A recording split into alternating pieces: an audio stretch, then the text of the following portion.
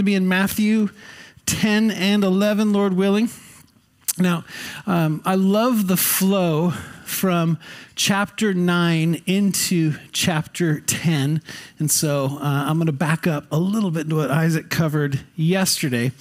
Let's look at the last few verses of chapter 9, beginning at verse 35. Matthew 9, verse, 35. Oh, that makes more sense. Okay. Then Jesus went about all the cities and villages, teaching in their synagogues, preaching the gospel of the kingdom, and healing every sickness and every disease among the people. But when he saw the multitudes, he was moved with compassion for them because they were weary. Keep that in mind. The people were weary. They were weary and scattered like sheep having no shepherd. And so Jesus, at this point in his ministry, he has gone through all these cities and villages, many of them probably multiple times. And the whole time, the disciples are in tow.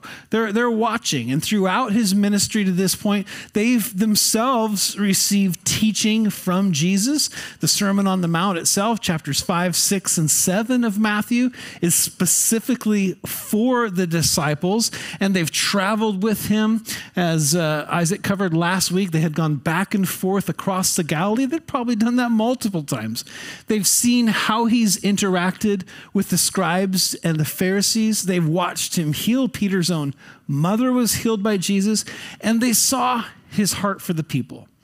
That's the most important. They saw that all of that was born out of the compassion and the tenderness that he had for the people. So, verse 37 of chapter 9, then he said to his disciples, the harvest is truly is plentiful, but the laborers are few. There's a lot of work to do, but there's not many doing the work. Therefore, verse 38, pray the Lord of the harvest to send out laborers into the harvest. Man, there's so few of us to do this. There's so few to do the work. And so I'm instructing you to pray for those to come up, be raised up and do the work. Chapter 10, and when he had called his 12 disciples with him, guess what? Gentlemen, your prayers have been answered. Isn't it quick how fast that can happen sometimes? I want you to pray for workers, and what we're going to find is the disciples themselves are the workers for the harvest. They were praying for themselves to fulfill this ministry. They're those workers. And so I'll take a pause right now and ask you guys to pray for the Lord of the children's ministry, to raise up those who would be, loving kids. And you might find it could be you that the Lord is raising up. That's how the Lord works sometimes, When we started attending a Calvary chapel, we were there for probably 6 months or so. Kenya was about 1 year old. We would bring her to the nursery, and that church had to set up. It was meeting at a school, and we would go to drop off Kenya in the nursery, and every week, nothing is set up. There's not a worker there, nothing's set up, and so I had gone to the pastor, my pastor, Pastor Ken, and I said, hey, I'm trying to drop off my kid every week, and no one's there, and you got to get this fixed. I'm not the only one with a kid in this congregation, and they're not ready. You're going to turn people away if you're not taking care of their kids. And he kind of paused and he said, you know what? I think you're supposed to take over the nursery. I was like, okay, that isn't what I had in mind, but it's much the same thing. Pray for the Lord of the harvest that he would raise up laborers, and the disciples are their own answer to prayer. And so he called his 12 to him, and he gave them power over unclean spirits to cast them out and to heal all kinds of sickness and all kinds of diseases. So he calls us 12. There's some symbolism here. 12 in their minds, in the mind of the people that they would encounter, would be associated with the 12 tribes. It's kind of a reconstructing. He's got this kingdom he keeps talking about, and now there's this 12. It's kind of a reconstructing of coming into the land. And the 12 tribes, when they came into the land, they received an inheritance, And now these 12 are receiving an inheritance, so to speak. They're going to receive this inheritance, this authority, this power over unclean spirits and also for physical healing as well. And then it goes on in verse 2 and says, the names of the 12 apostles are these. First, Simon. I think Simon is listed first on every single list of the apostles. First, Simon, who's called Peter, and Andrew, his brother, James, the son of Zebedee, and John, his brother, Philip and Bartholomew, Thomas and Matthew, the tax collector, the author of this book, James, the son of Alphaeus, and Lebbaeus, whose surname was Thaddeus, Simon the Canaanite, and Judas Iscariot, who also betrayed him. So there, as it says there at the beginning of verse 2, this is the 12 apostles. This is the first time Matthew uses this term. And apostles in its plainest sense means one that's sent out, okay? And in that sense, we're apostles as well because we're sent to share the good news of Jesus. In fact, in that sense, Jesus is called an apostle. In Hebrews 3, verse 1, it says the apostle and the high priest of our confession, of our faith, the one that we confess is Jesus.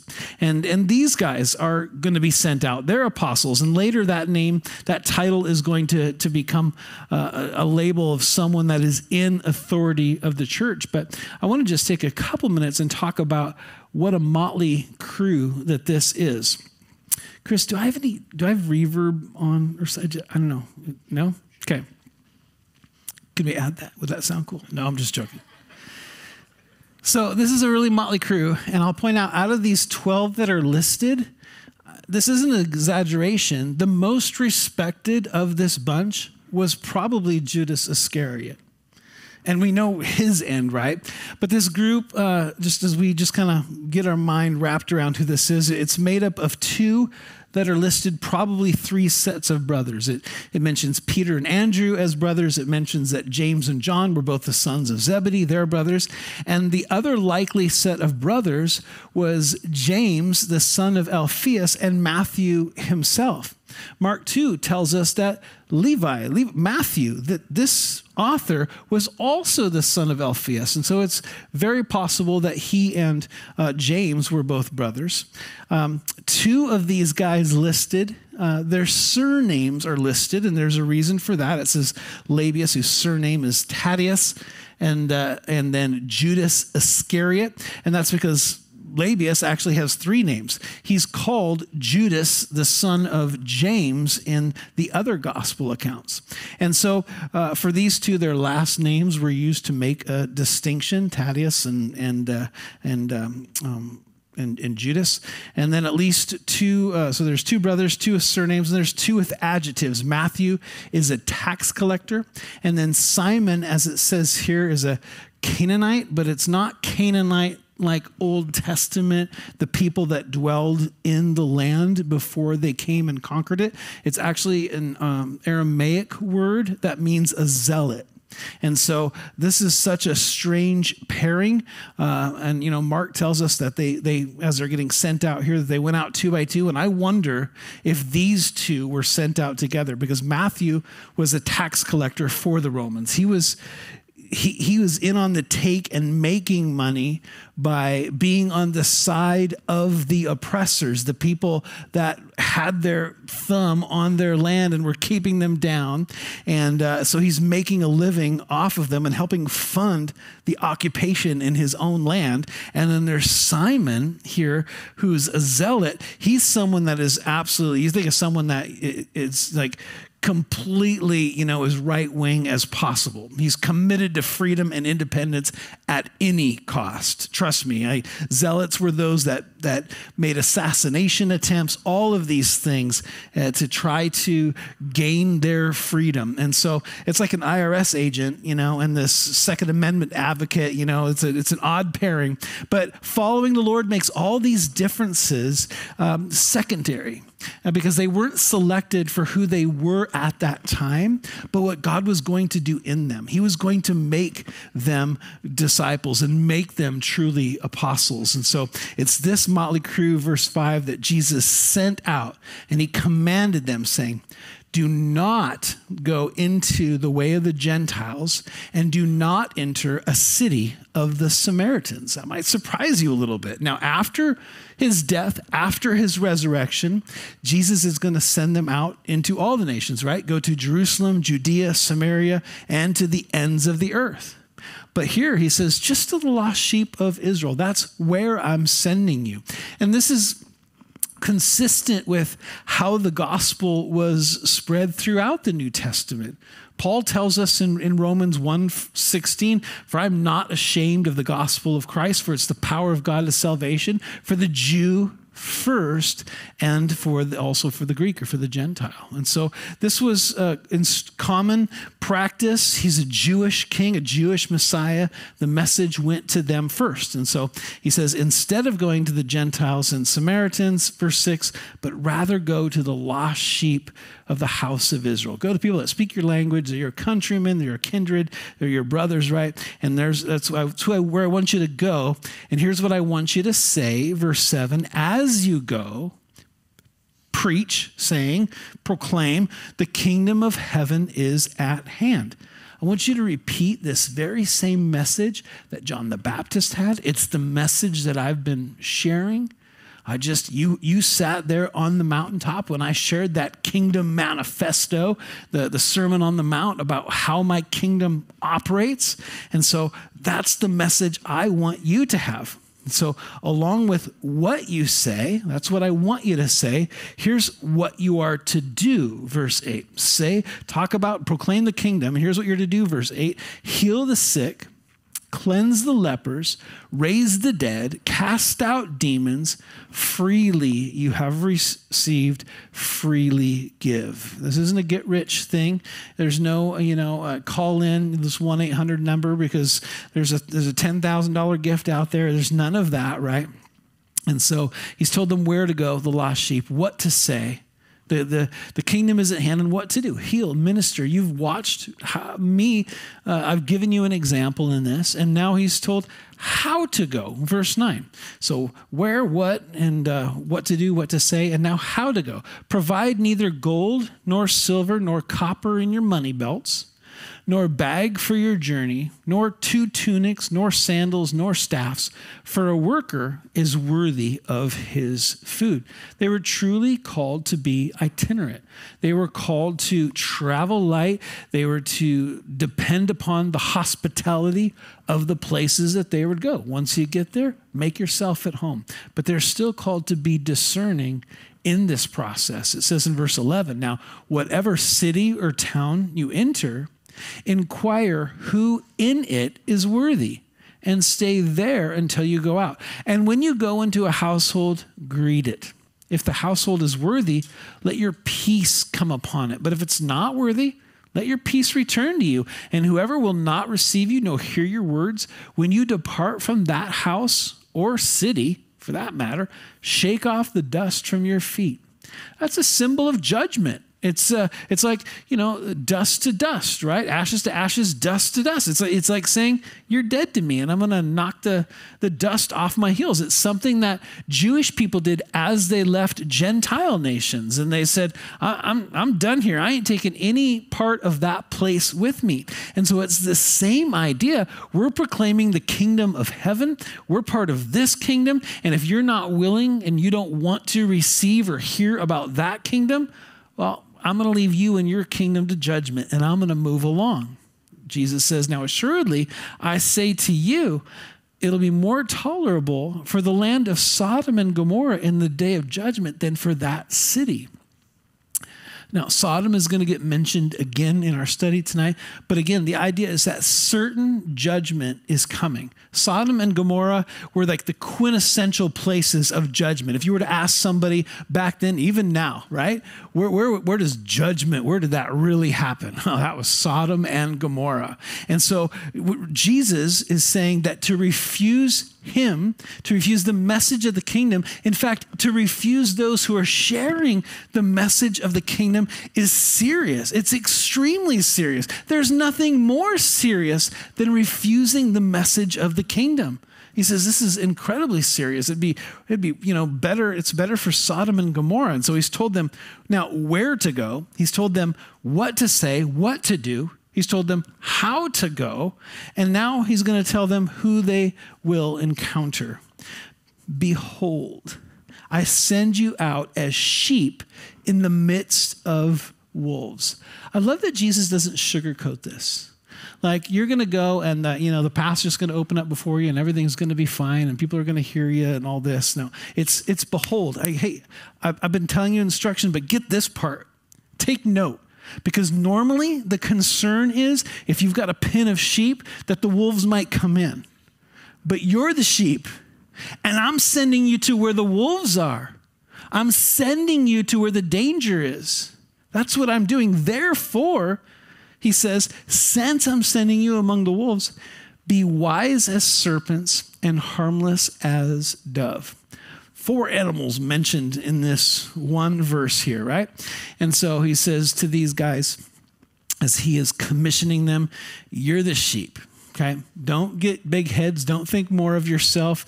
You're the sheep. You're relatively defenseless. Sheep are also relatively senseless. They're not the sharpest animals out there. And you're going amongst the opposite of that. You're going amongst wolves. They're ravenous. They're vicious. They're dangerous. They're smart. They're the natural enemies and predators of sheep. And that's where I'm sending you. So you need to be as wise as a serpent. Serpents are, don't be rash, don't be ignorant, be careful, be calculated, right? Snakes they're cunning, they're evasive, and they're pretty smart. I mean, they get around, they eat, they do all that stuff with no arms, no legs, right? That's more talented than I am, for sure. And so he's like, be wise, as a serpent. They really are a cunning animal. They're slippery, they're evasive. And then a dove, on the other hand, is graceful. It's innocent. It's your translation might say gentle, right? No one's afraid of doves. It's something you call your significant other. It's a term of endearment. It's a lovey-dovey, it's, oh, you're my dove. And so all these animals interested. Now, it's not good when we're as wise as doves and innocent as serpents. Okay, that's not what he's calling us to do. And it's not good to be one or the other. And that's where the real danger, I think, that can happen within a church. You don't want to just be serpenty. You don't want to just be cunning and calculated and zealous and slippery, right? And you can see, but no love. You don't want to be that. But more common even than just having these serpent-type characteristics is maybe to just be on the other side, more just, you're just dovish. You're harmless. You're caring, but you're harmless, and there's no wisdom involved there. You got to be both. This is an incredibly odd pairing that Jesus makes, but a wise one. You have to be wise as a serpent, but innocent as a dove. Because, here's what I want us to see next. There's this wolvy, is that a word? It's going to be a word tonight. This very wolvy type of persecution that's out there. And it's going to come from multiple sources. I'm sending you out among wolves, but it's not so easy as that's a wolf and that's a wolf. It comes from some unexpected places. In the first place that you're going to encounter wolves is that they're going to be religious wolves. Verse 17, beware of men, for they will deliver you up to councils. Sanhedrion, you can maybe hear Sanhedrin, it's that same root word, the local religious judges, and they'll scourge you in their synagogues. And so they're gonna bring you before these local religious judges, and they're gonna beat you in the place of religious assembly. Again, Jesus isn't sugarcoating this for them. Like this is what's gonna happen when you have allegiance to me and my kingdom. And this religious persecution, it might not look quite like that today, but religious persecution is real. Bible commentator William Barclay, I read this quote yesterday. It says, "It has often been true that the man with a message from God has had to undergo the hatred and the enmity of a fossilized orthodoxy." Let me read that one more time. "It has often been true that the man with a message from God has had to undergo the hatred and the enmity of a fossilized orthodoxy." You know, one thing, I talked about this several weeks ago now, but this Jesus Revolution movie that's coming out, that kind of tells the origin of Calvary Chapel and how they came to be, and the Jesus movement and the hippie culture in the midst of all that, right? There was such pushback from these hippies that had began to go to church, and the movie, hopefully, I'm hoping to rent out a couple screenings so that we can go to that church. And the Wednesday crowd's going to get first dibs at that, by the way.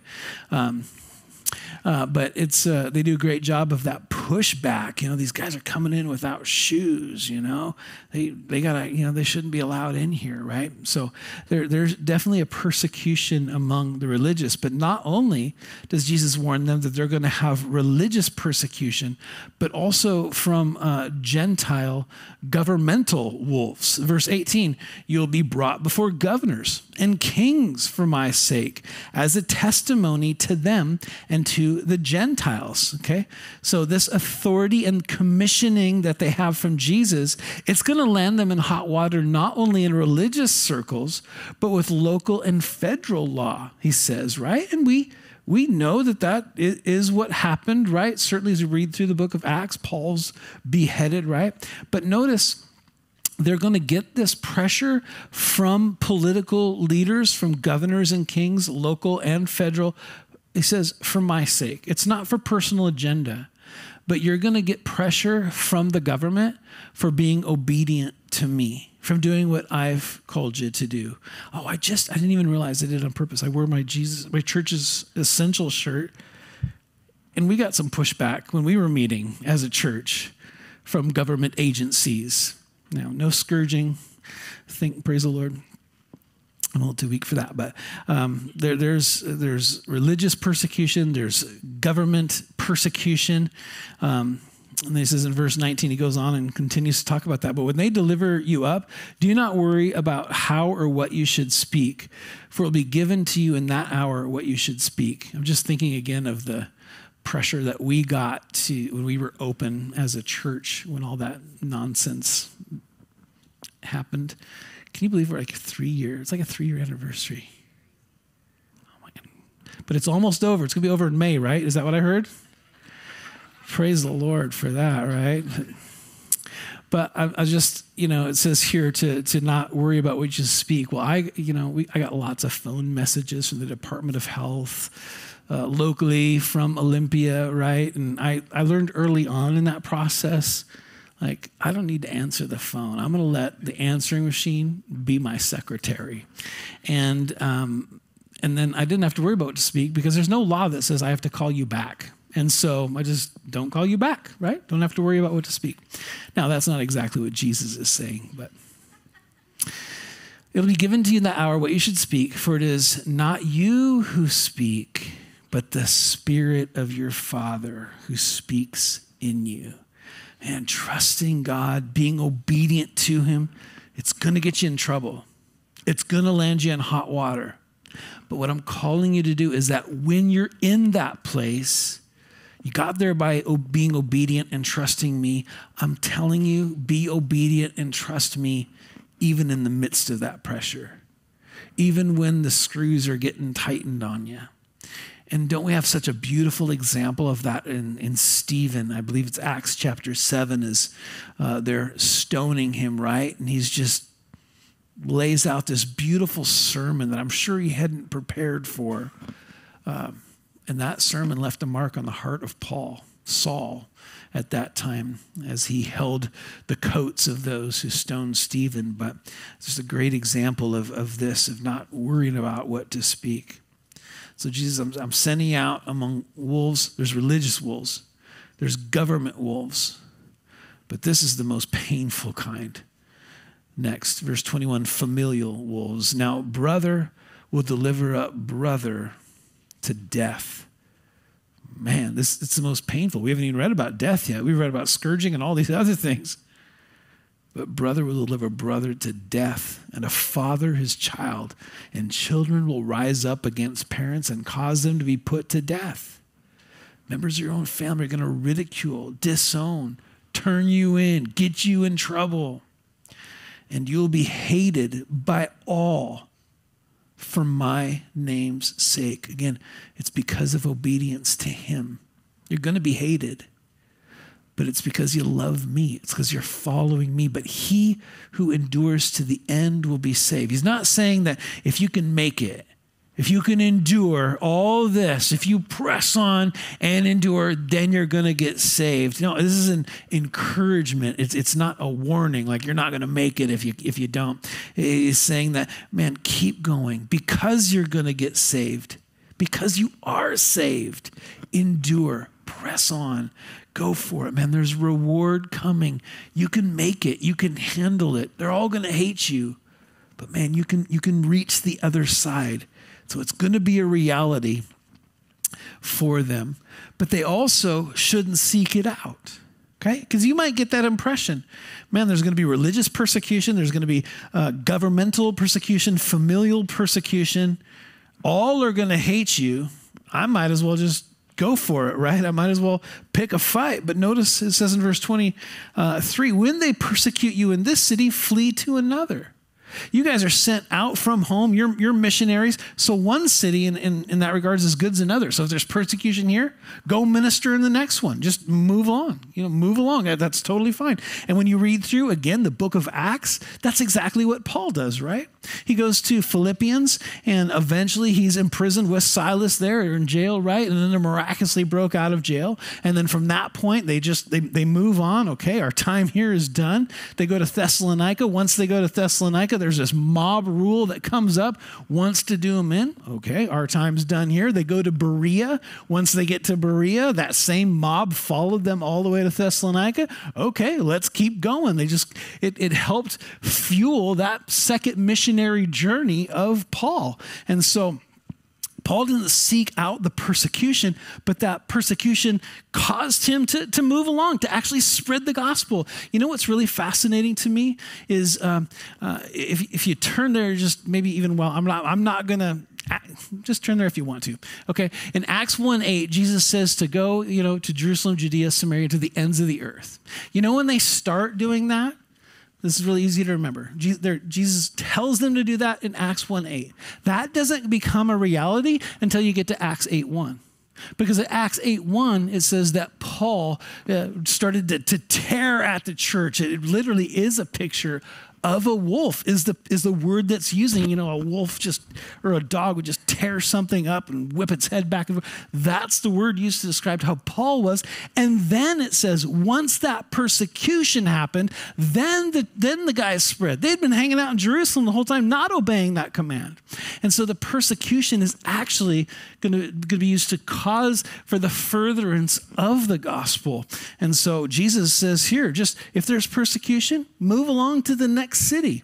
And it's what we read about in the book of Acts. So he goes on to say, flee to another city, for assuredly I say to you, you will not have gone through the cities of Israel before the Son of Man comes. I think what he's saying here is that the work is never going to get done. So keep serving in the face of persecution. It's going to happen, and it's going to be that way until the Son of Man comes. A clear reference to the second coming, okay? And I'm sure that they didn't think anything other than Jesus was the Son of Man that was coming. They're thinking here, now, it's him. He's the Son of Man. And again, probably don't have time to turn there, but maybe write Daniel 7, verses 13 and 14 in your margins, because no doubt, I think this is what Jesus had in mind so that they would have this verse in mind. It says, I was watching in the night visions, Daniel says, and behold, one like the Son of Man coming with the clouds of heaven. He came to the Ancient of Days, and they brought him near before him. And then to him was given dominion and glory and a kingdom that all the peoples, nations, and languages shall serve him. That's what they're thinking. We're going to have persecution. We're going to have all of this in the face of our going out. We're going to have to hop city to city until this moment where all the peoples, nations, and languages shall serve him. His dominion is an everlasting dominion which shall not pass away, and his kingdom the one which shall not be destroyed. They're like, I think they're thinking this is how it's going to be until this moment. And that exactly is how it's going to be. The work of sharing the kingdom continues. It always continues. There's always going to be persecution. That's always going to be taking place until the king comes. That's the reality. Why? Verse 26, because a disciple is not above his teacher, nor is a servant above his master. It's kind of like if you beat the student for what he's being taught, you're going to beat the teacher, right? You're going to beat the one that's causing him to be that way. If you disrespect the master, you're going to disrespect the servant. It just makes sense. Verse 25, it's enough for a disciple that he be like his teacher and a servant like his master. If they've called the master of the house Beelzebub, how much more will they call those of his household? Therefore, do not fear them. We're going to read this do not fear 3 times in just the next couple of verses. Do not fear them, for, here's why. For there's nothing covered that will not be revealed, and hidden that will not be known. I don't want you to fear, because things are going to be revealed how they really are. And as my disciples, as this kingdom of light, you're the light of the world, a city on a hill that cannot be hidden. We're in the revealing business. It's what you're going to do. It's what I'm calling you to do. And so whatever, verse 27, I tell you in the dark, you speak in the light. If it's secret, if it's private, is what he's saying, go make it known. What you hear in the ear, preach it on the housetops. Don't fear, because I don't want you to be an undercover Christian. Man, there's too many undercover Christians, right? Anybody ever work with somebody for like years and they're like, oh yeah, I'm a Christian. Like, really? Well, I had no idea about that. You hid that very well, right? That's what we're not supposed to do, right? It's like, don't hide what I'm speaking to you, what I'm doing in your life, what I'm showing you. Man, be sharing that. What did God speak to you in his word? You had your devotions, share it with somebody. Did it minister to you? Preach it from the housetop. Let everybody know. Okay? And verse 28, do not fear, number 2, do not fear those who kill the body, but cannot kill the soul, but rather fear him who's able to destroy both soul and body in hell. They're to look at the danger of man in light of God's love for them. Don't fear. They may kill your body, but you're destined for eternity. And so you don't need to fear this if that's what's awaiting for you, right? It's like Lady Justice, okay? She's blindfolded, and you have the fear of man on one side. And if that's all you're focused on, oh my goodness, that seems really heavy, right? But then on the other side is the fear of God. He says, man, put those in the balance, and you see which direction to go. Man, you don't have to fear, because I'm the one that has eternity in my hands. Verse 29, and now we get on to the next fear. It says, are not 2 sparrows sold for a copper coin? That's a penny, right? And not one of them falls to the ground apart from your Father's will. But the very hairs of your head are all numbered. Do not fear, therefore. You are of more value than many sparrows. For some of you, counting the hairs in your head is a little easier than others, right?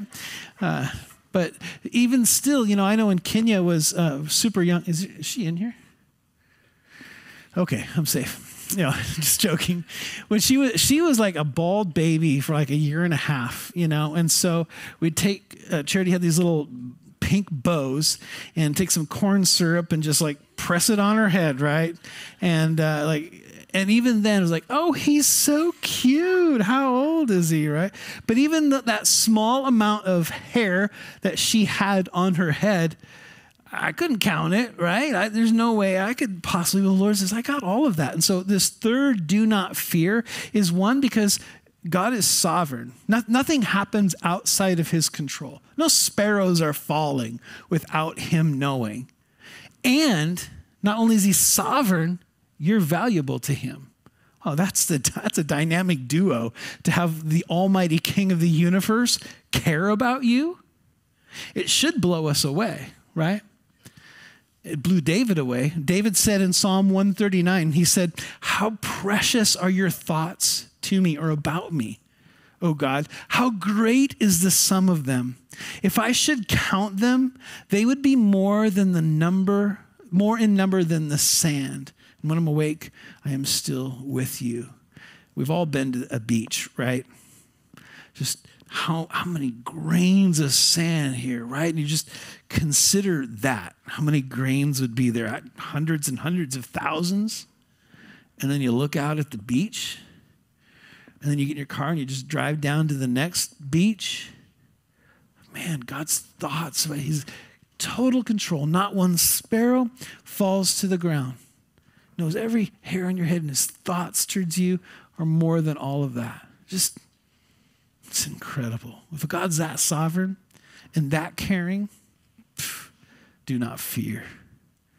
Since that's all true, verse 32, therefore, whoever confesses me before men. Now, I want to notice this real quick.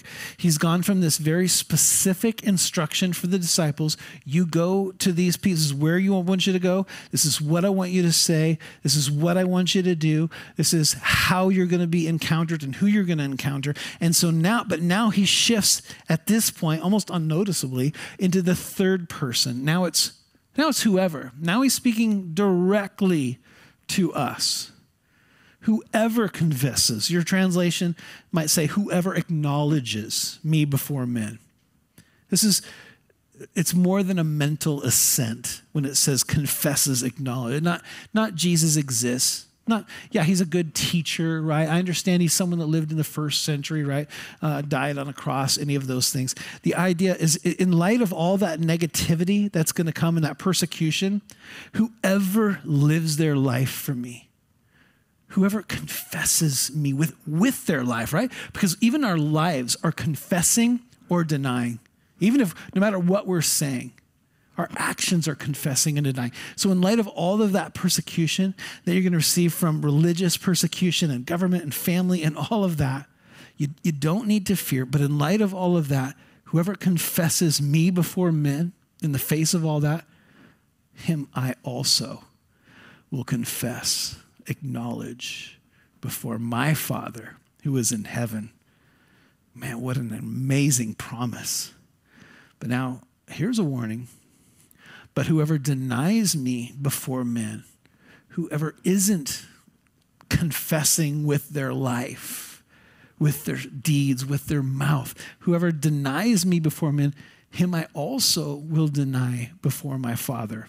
As breathtaking and amazing the reality of verse 32 is equally frightening verse 33, that he wouldn't be denied. There's going to be this negative reaction and this persecution again from all of these different sources, because this is about ultimately an allegiance to God's ways or allegiance to God's kingdom and God's ways.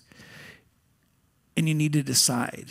You need to pick one. And I'm willing, he would say, to confess you before the Father in heaven. I'm willing to do that. But there's an allegiance that we have to, and if we align our lives with God, that's not going to bring peace. It's going to bring division. He says in verse 34, do not think that I came to bring peace on earth. I did not come to bring peace. Let that sink in. This is Jesus speaking. I did not come to bring peace. He's the Prince of Peace, but a sword. For I have come to There's a reason word here I've come to. Here's part of the purpose of my coming. And he's going to go on and quote Micah 7:6.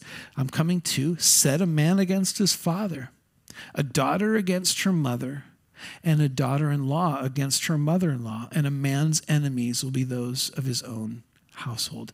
If you can, just turn like 50 pages to the left and go ahead and find Micah chapter 7 real quick. We'll have it on the screen as well if you don't want to turn there. But, you know, Jesus is the Prince of Peace. But here he says, I did not come to bring peace between all people, because the fact of the matter is that when I get set free and I experience peace in my life, there's going to be those that don't want me to have that peace in my life and don't want me sharing that peace that I have with others. And so he does bring peace. He is the Prince of Peace if you'll submit to him. But if not, man, there's going to be division. And so, again, he's quoting Micah 7, verse 6 here. It says, for son dishonors father, daughter rises against mother, daughter-in-law against mother-in-law. Well, that happens every day, right? No. A man's enemy are the men in his own household. Micah's talking now. This is my experience. I've experienced rejection and ridicule and betrayal for the kingdom. Micah's saying this, but look how Micah responds in verse 7. Therefore, because I've had all this rejection and persecution, therefore I will look to the Lord. I will wait for the God of my salvation, and my God will hear me. How great is that, right?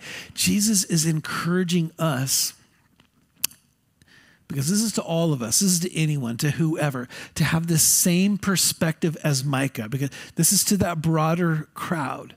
You're going to be hated by those who are closest to you.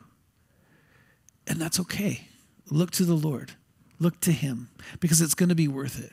Now, some of us have experienced this, right?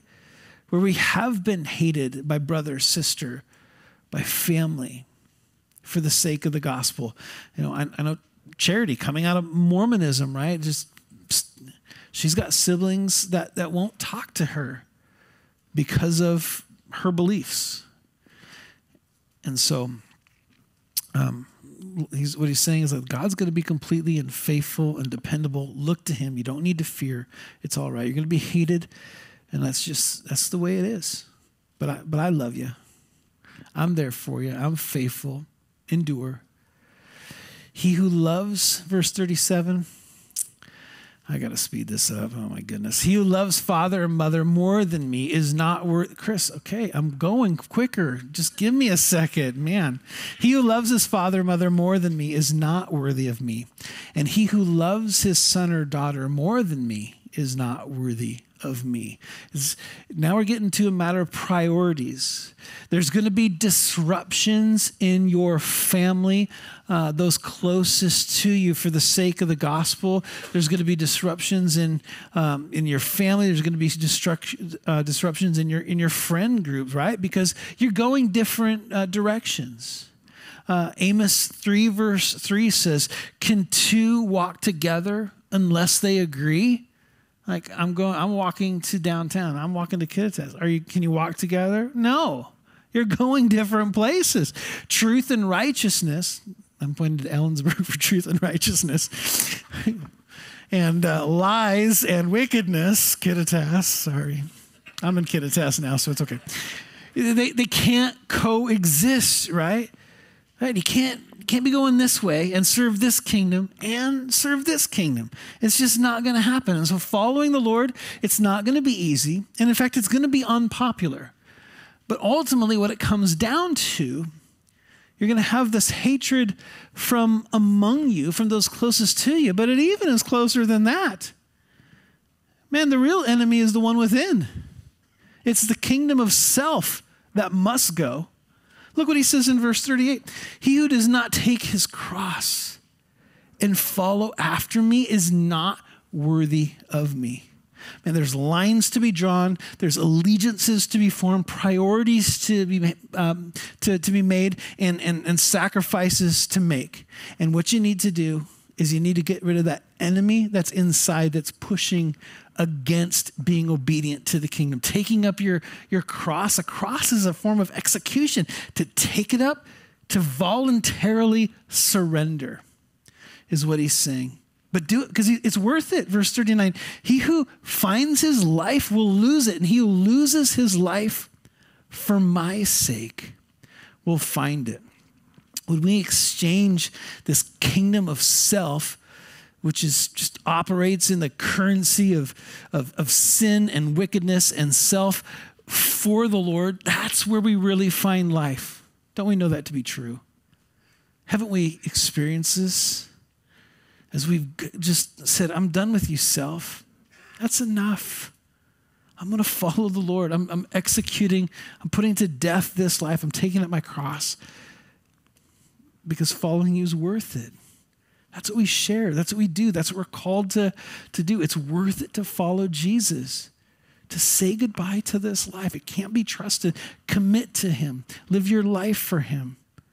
No matter what opposition is out there or even within you, it's worth it to follow him. Because, verse 40, he who receives you receives me, and he who receives me receives him who sent me. It's a little bit tricky, but we're going to understand this, okay? So verse 41 is to receive those who have Jesus is to receive the Father. So in part to receive Jesus is to receive the Father. He who receives, verse 41, a prophet then in the name of a prophet shall receive a prophet's reward, and he who receives a righteous man in the name of a righteous man shall receive a righteous man reward. And whoever gives the pastor a Reese's peanut butter cup will by no means lose his, wrong translation. Whoever gives one of these little ones only a cup of cold water, not Reese's peanut butter cup, in the name of the disciple. And I'll just point out real quick here too, is that there's a contrast here from a prophet to a righteous man. They would garner respect, but now it's whoever gives to one of these little ones. It's one word in the Greek. It means least. It means insignificant. Someone with zero social status.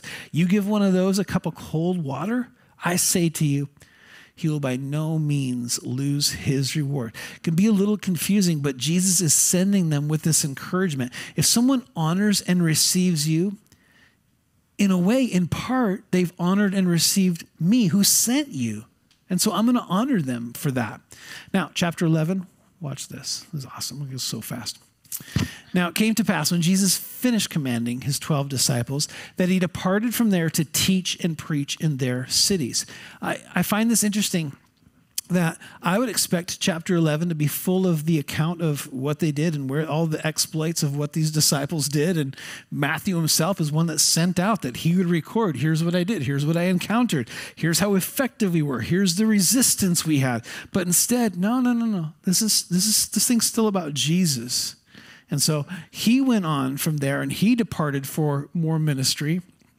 And in doing so, we encounter now some more reactions and questions about his ministry. The first is from John the Baptist. It says in verse 2, when John had heard in prison about the works of Christ, he sent 2 of his disciples and said to him, are you the coming one, or do we look for another? So last week in what Isaac was covering, there was also some of John's disciples that came to Jesus. They had questions about fasting. Like, why did John and why are our guys fasting and your guys not, right? And they probably reported that back to John. And he says, hey, well, the bridegroom's here, you celebrate, right? But now, okay, well, here's another question I have then. Then what's his role in all this? I hear about some of the stuff he's doing, but it's not what I was expecting. And that's ultimately what this is about. Are you the Messiah, or are we still looking for a Messiah? Because John, he's in prison, he's on death row. And what happens, it happens to so many of us, is he's got these expectations of what the Lord is going to do. And then he's got his circumstances. And his faith, just all of that is colliding. My expectations, my circumstances, what I'm trusting in. I don't know how this fits. It's not what I was expecting. Like, if you are the Messiah, why is the Roman Empire still around? Why is Herod still on the throne? Why am I still in prison? We're related. I'm your forerunner. It's time to right some wrongs. And don't we do the same thing sometimes? If God loves me, if he is sovereign and all caring, like we said before, then why is this, whatever this is, happening to me? And we start to get to this place where John is, with some doubt and some despair. And I think the Lord's answer, when we get to that place, because we all can, is similar to what he's going to tell John's disciples. Look a little beyond yourself in this thing and see what I'm doing. Verse 4, Jesus answered and said to them, go and tell John the things which you hear and see. The blind see, the lame walk, the lepers are cleansed, and the deaf hear. The dead are raised up, and the poor have the gospel preached to them. I love this, that Jesus doesn't blow John up and say, how dare you doubt me? How dare you even have false expectations? Like, he doesn't do that at all. He understands John's wrestling through this. He's made of flesh. And sometimes circumstances and expectations don't mesh. And so he needs to just see beyond himself and see what I am doing. So I want you to tell John to take a look around and see what's taking place. And then he is really, it's a fulfillment, what he's going to find, what he's going to report back. And I don't need to turn there, but it's a fulfillment of Isaiah chapter 61, where all of these things the Messiah was going to do. And so he says, tell John, I'm doing the work of the Messiah. It just looks different than you thought it was going to look, because I'm not overthrowing the system like you thought I was going to.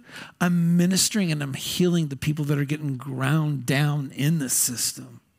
And so he's still addressing John's disciples, verse 6, and he says, and here's an extra beatitude.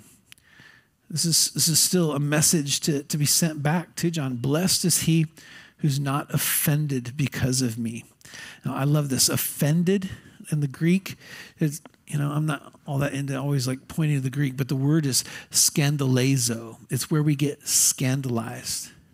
Blessed are those. How fortunate are those? How happy are those who are not ashamed, not offended, not scandalized by being in a relationship with me. Blessed are those followers who don't think it's something scandalous to be hidden to be in a relationship with me. Now, in case there's any question, okay, that's a message that's going back to John.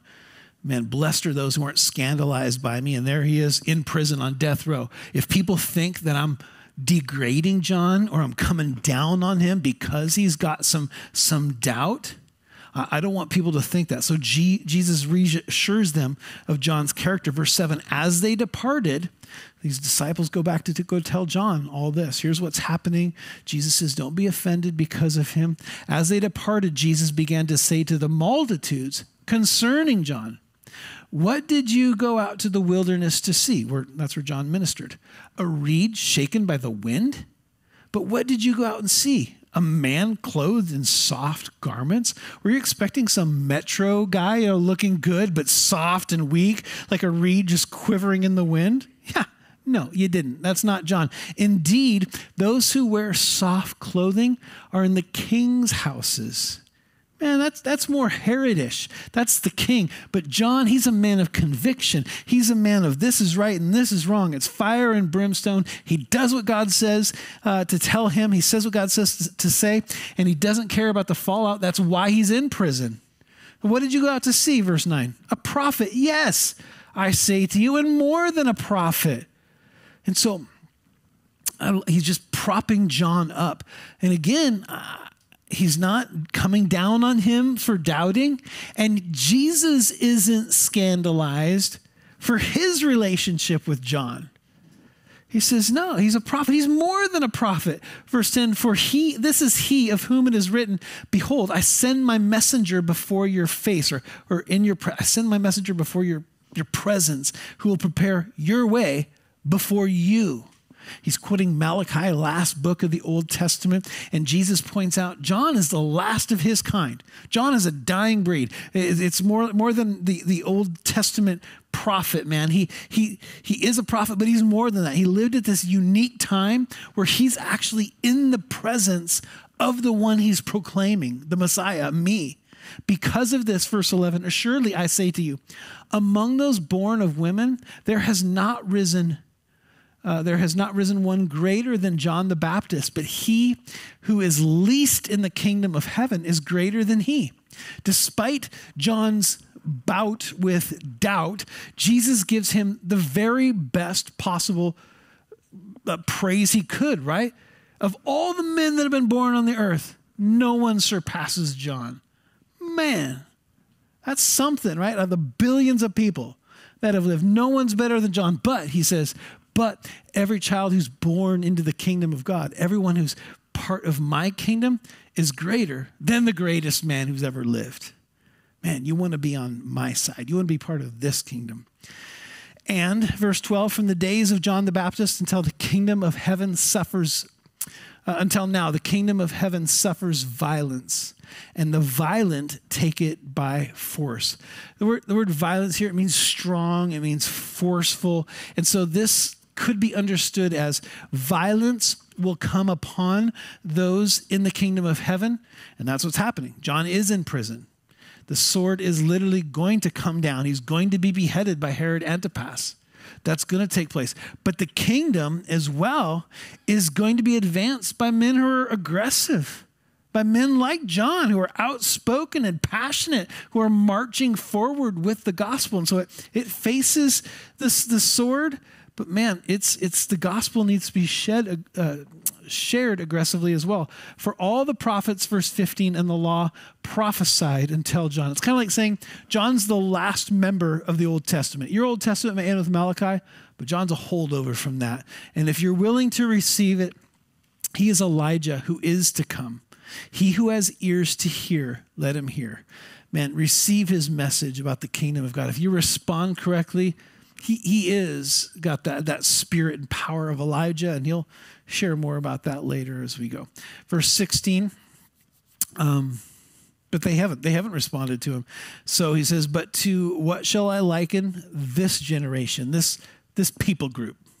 The ones that, this generation means like this stock of people. And so what are those folks who are not receiving John's message, or those like Herod who are resorting to violence against the kingdom? What are they like? It's like children sitting in the marketplaces and calling to their companions and saying, we played the flute for you and you did not dance. We mourned to you and you did not lament. It's kind of like spoiled kids is what it's like, who could never, you just can't please them. You do this, they want that. You do this, they want that. You dance, no, we don't want to dance. Going to mourn? No, we're not going to mourn. But John, he didn't kowtow to all the pressures that were upon him. It says, for John came neither eating nor drinking. And they say, he has a demon. But here's the irony. Verse 19, the Son of Man came eating and drinking. Certainly, everybody understood he's talking about himself. And they say, look, a glutton and a winebibber, a friend of tax collectors and sinners. John fasted. He called out political corruption. That's why he's in jail. And he's got a demon. That guy's nuts. He's insane. He's possessed. Jesus says, I don't fast. I'm called, I hang out with sinners. And you say, that I've got some with me too. And I think, when he says tax collectors, I think Matthew's like, he's talking about me right here, And so he's like, you reject both of us, but our actions are going to be justified. It says, but wisdom is justified by her children. You're going to see how this all plays out. Verse 20, and he began to rebuke the cities in which most of his mighty works had been done because they did not repent. Woe to you, Chorazin. Woe to you, Bethsaida.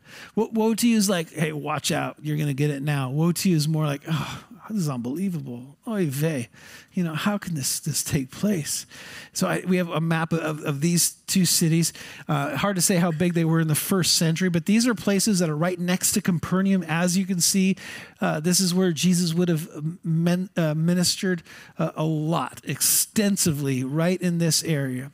And so the Lord says about these two cities, for if the mighty works which were done in you had been done in Tyre and Sidon, we got a map of that as well, they would have repented long ago in sackcloth and ashes.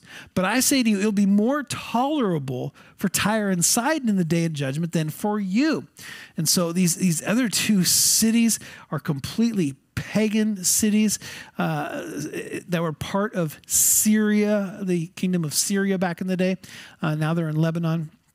And he goes on, and notice what he says here in verse 23. And you, now he's speaking about his home base, really, Capernaum, who are exalted to heaven, will be brought down to Hades.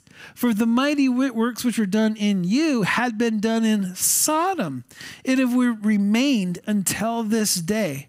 But I say to you that it should be more tolerable for the land of Sodom in the day of judgment than for you. Sodom it epitomized judgment, as I said before, and it epitomized judgment because it epitomized sin and wickedness.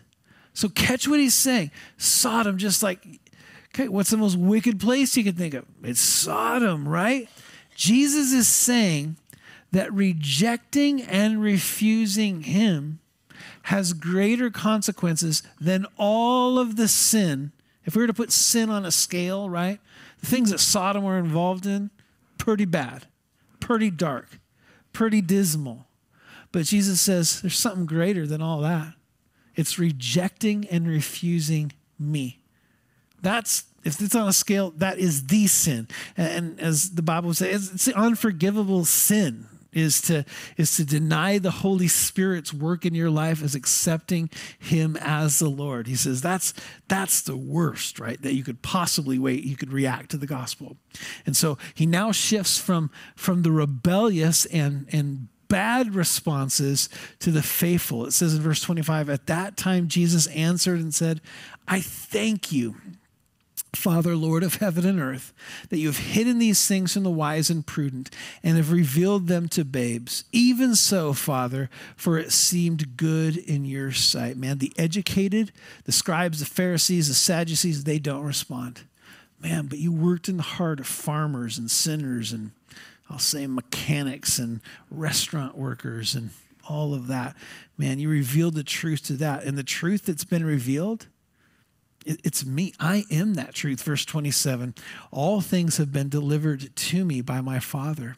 And no one knows the Son except the Father, nor does anyone know the Father except the Son, and the one to whom the Son wills to reveal him.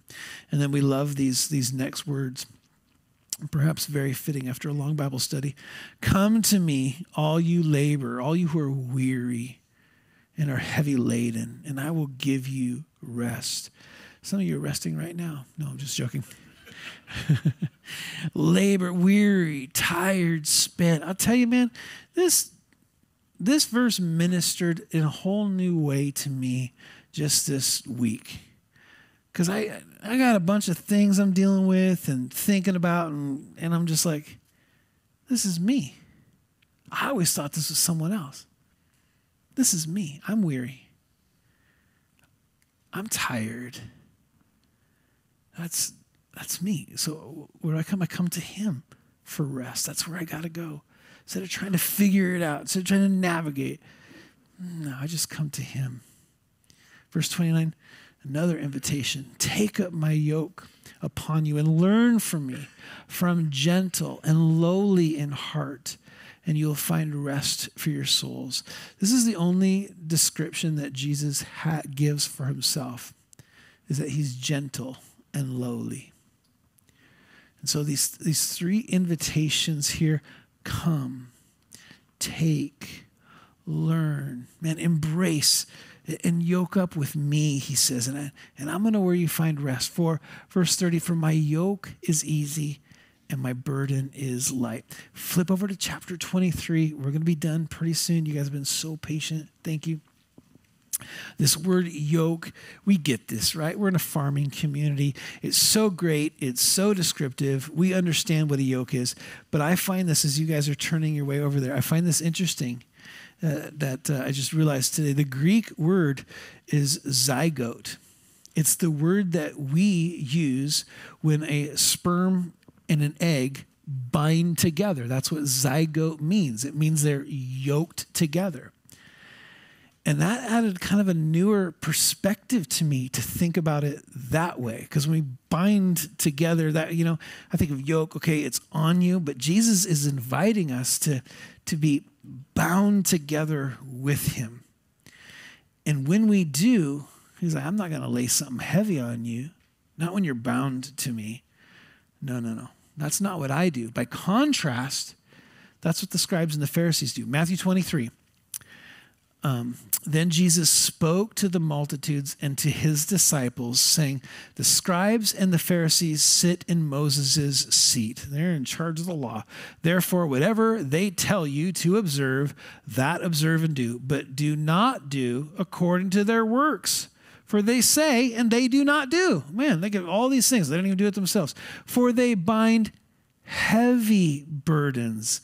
That's that same wording. Instead of a light burden, here's this heavy burden, hard to bear, and they lay them on men's shoulders. But they say to themselves, we'll not move them with one of their fingers. And so Jesus is saying, he says to you, he says to me afresh, he spoke to me today, the load I want to give you, to all who receive it, it's light. When you're bound with me, when we're yoked together, when we're bound together, I'm the one that does all the heavy lifting. You don't have to do it. I'm the one that fulfills all of that for you. Religious folks, they just want to keep piling on. I got to do this, got to behave this way, got to wear that, got to do this. No. Just bind yourself to me, and I do all the heavy lifting. Beautiful invitations. Great place to end. Amen. Amen. Let's pray. Father, I thank you so much. I thank you for these students of your word, and I thank you for this messaging that you have for it. Some of it's hard. Some of it's challenging, Lord. The fact that you have called us to make allegiances, Lord, to make sacrifices, to put to death, Lord, that self, to take on you and to what you have, Lord. But that we'd understand that it's not heavy to do that. It's not hard to do that, Lord. You do all the work. You do all the saving. Thank you, Father. I thank you. I just pray that there'd be those like myself here tonight who are just ministered to and understanding that when we're weary, which we all get there, Lord, we can come to you and you'll give us rest. Lord, you give us rest. We thank you. Thank you, Lord. We love you. We say this in Jesus' name. Amen.